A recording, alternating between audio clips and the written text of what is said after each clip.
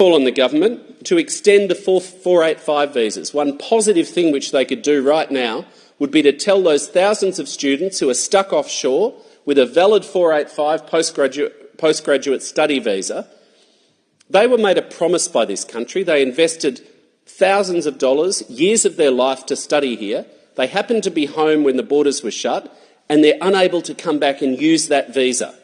That was a promise our country made them. Now, we can't bring them back right now because of the government's failures on quarantine, but we could at least do the very decent thing, the small thing, to say, when the borders reopen, we will honour the promise as a country that we made you. We will let you come back and have your 1 year or 2 years of post-study work rights. That's in our national interest as well, because they form such a wonderful part of our pipeline of highly skilled migrants in regional areas as well as the cities. And the final thing I'll just note, the human impact on students is incalculable.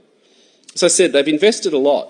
Now, for some students, it's a case of, well, we're enrolled and we're studying online and we'll be able to come at some point. You know, that's not a positive thing, a positive experience.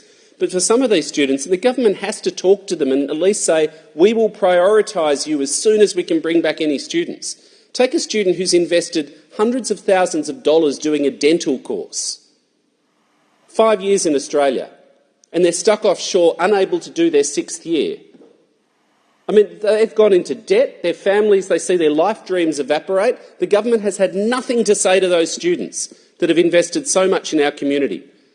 It's not a matter of trading them off against stranded Australians, which the government tries to do every time you raise this, but just being decent and human and understanding that these are people, they're human beings, they're young people who've invested in our country. We could at least have something to say to them, that we understand the sacrifice that they're making.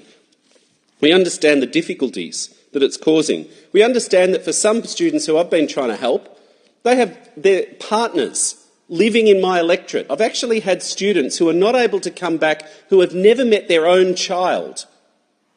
Their own child has been born, they've only ever met it on WhatsApp, and the government has nothing to say to these people. We can do better than this as a country.